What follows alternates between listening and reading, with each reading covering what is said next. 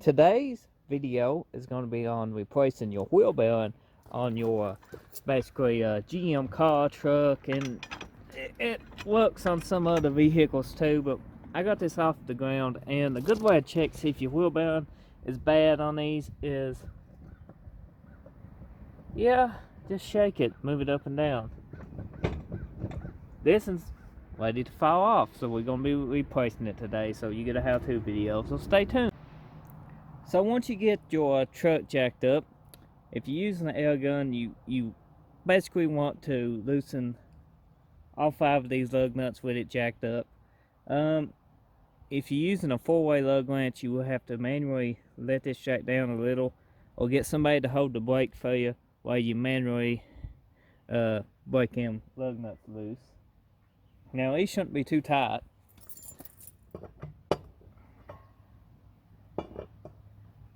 So I don't think I have to have anybody in there to help. Yep. Can you hold the brakes, please?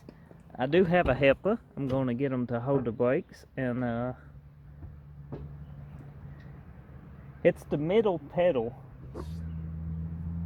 Thank you.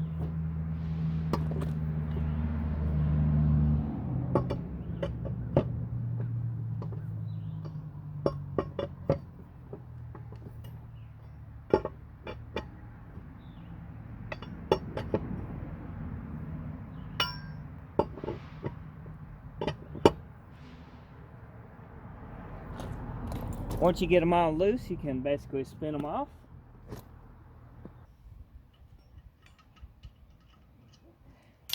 And then remove the wheel and lay it to the side.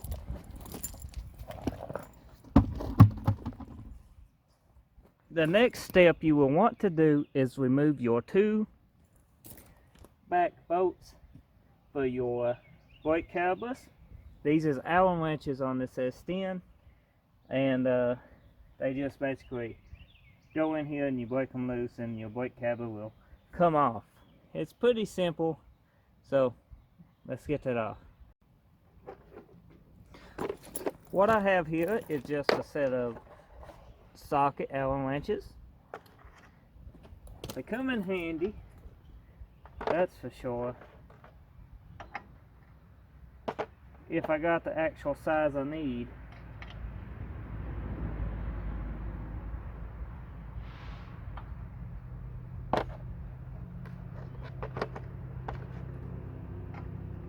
And I don't, but I got more, so let me go find some more.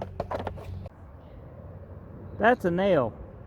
Once you get your brake caliper loose, I still got to take one more bolt out. This will remove completely, but you do have a cotter key in here, but instead of a cotter key, they got a nail. So whoever installed this wheel bearing probably didn't have the proper preload or something on it, and it just wore out. Didn't know what the hell he's doing, shouldn't have been fucking with it, caused that issue. Once you get the brake caliper out of the way and your cotter key removed, next you want to pretty well undo this. You can use vice grips, channel locks, or a socket to fit it. Basically, it ain't too tight if it's on the other way it's supposed to be. This one I don't think is, but we should be able to remove it with some channel locks.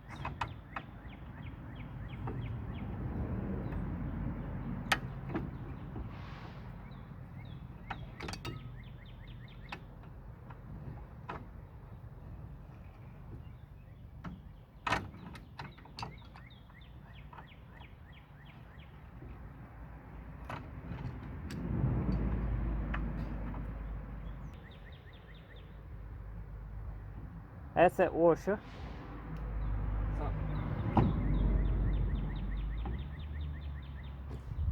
Has no ball bearings at all in it. So.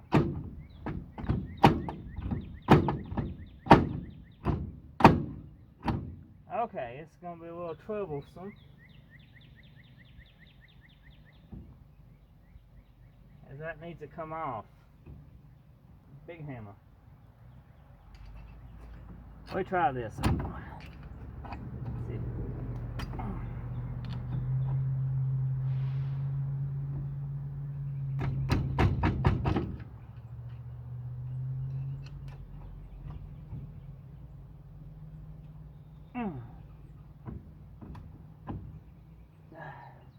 sometimes you pretty much have to use your 3-jaw puller to pull these out, especially if they've been mashed on too far and have been pretty well bad for a long time.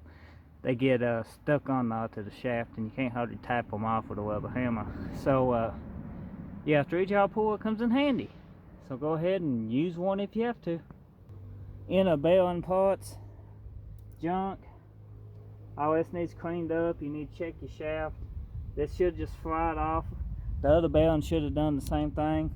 This didn't. You throw that down to the side. Clean up your shaft. Wow, it's cleaned up pretty good. Inspect it for wear. This shaft actually looks really good. It actually survived. You can take you a little bit of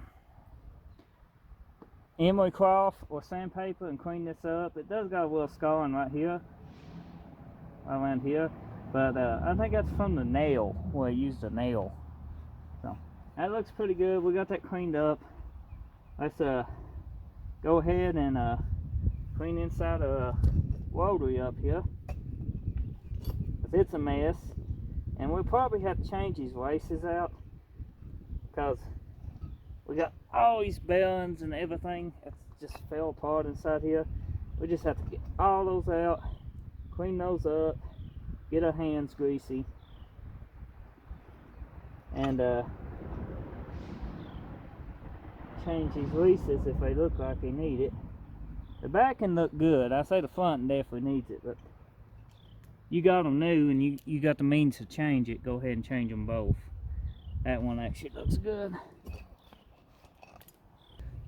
The front lease in this brake rotary is basically bad.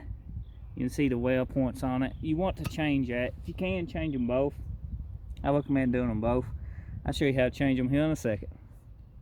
I had put gloves on, not because of the grease, but because of my camera. I don't want to get grease all over it. But what you want to do is take you a one-way, or they make a bearing knocker, and you can look up YouTube videos on that.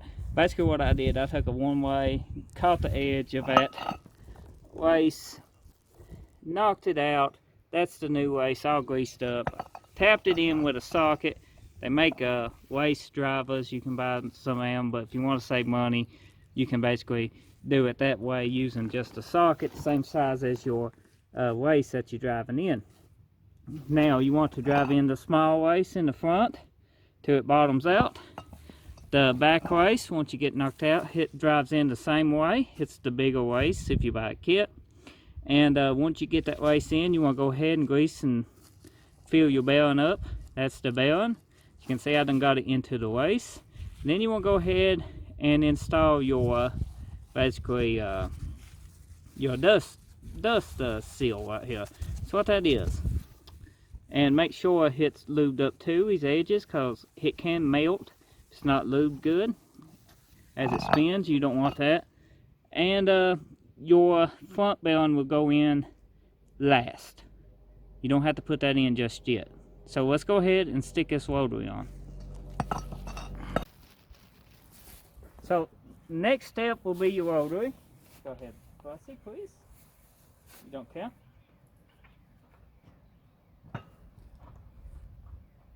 You're dirty too? Hawks. Or Eagles one. Thank you. So your rotary installs just like so. Make sure you got your seal lubed up good.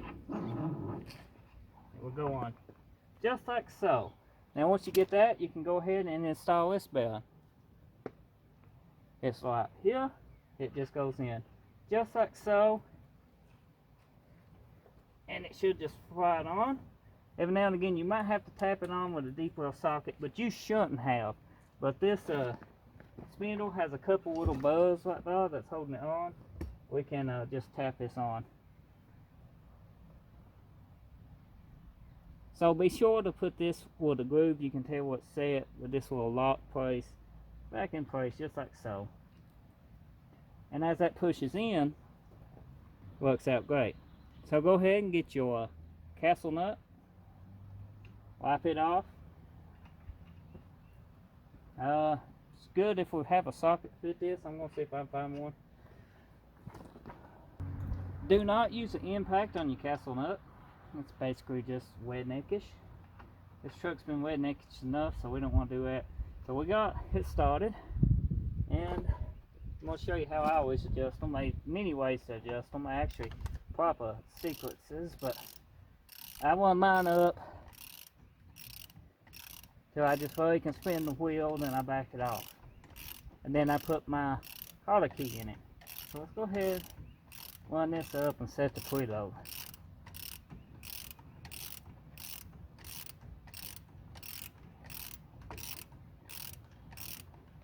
As you can see, that bearing is going in just a little. So go ahead and set preload. And this is what happened to the bearing. Basically, they had it too tight and it wouldn't spin. Just like so. But now we got it snug. If we want to, I could spin this. Let's back it off a half a ton and see what we got.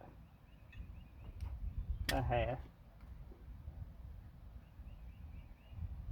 That's got a little bit of drag on it. He can go a little bit looser.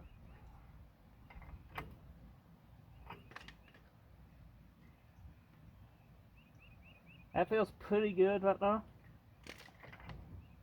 And go a little bit more. That's what the castle nut is for, but you don't want it so loose that it fall off. You want it just snug. You know? So let's go back right here and see. I probably could get 1 full ton of that rotary pretty easy with a wheel on it. So I'm going to snug it just a little bit more.